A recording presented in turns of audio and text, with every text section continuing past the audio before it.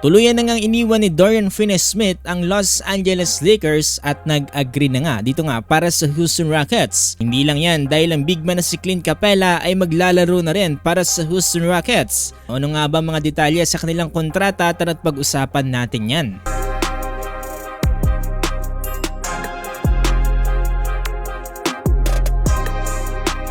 Habang nagpapatuloy nga ang pagpapalakas sa mga NBA teams ngayong NBA off-season, sa ang Houston Rockets ngayon dito nga sa merong pinakamalalaking move na ginagawa ngayon dito nga sa kanilang roster. Tapos nga nilang pakawalan si Jalen Green para nga makuha dito nga si Kevin Durant, ay unti-unti naman nilang binubuo ang kanilang second unit. Ito ayon nga sa ESPN, eto nga si Dorian Finney-Smith ay nag-agree to a 4-year $53 million dito nga para sa Rockets. Sama sa kontrata ni DFS ay ang pagkakaroon nga ng player option at a trade kicker. Average etong si DFS ng 8.7 points, 3.9 rebounds at 1.4 assists dito nga sa kanyang 63 games appearance ito nga para sa LA at sa Brooklyn Nets last season. Naging malaking importanteng role ito nga si DFS para sa LA dahil nga sa kanyang multi-positional defender and a 3-point shooter. Kaya naman sa pagpasok niya dito nga para sa Houston Rockets kasamang kanilang panibagong star player na si Kevin Durant, magiging malaking factor itong si DFS para nga sa kanilang lineup.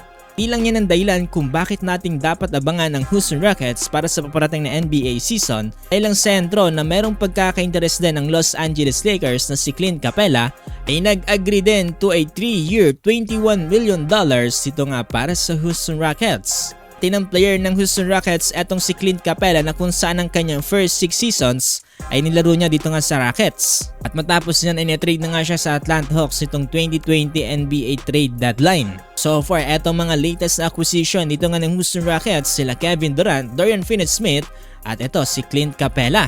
Kung saan nag-average ng 9 points, 8 rebounds at 1.1 assists, shooting 55% from the field. Ang magiging senaryo, eto nga daw si KD ang magiging top scorer para nga dito sa Houston Rockets.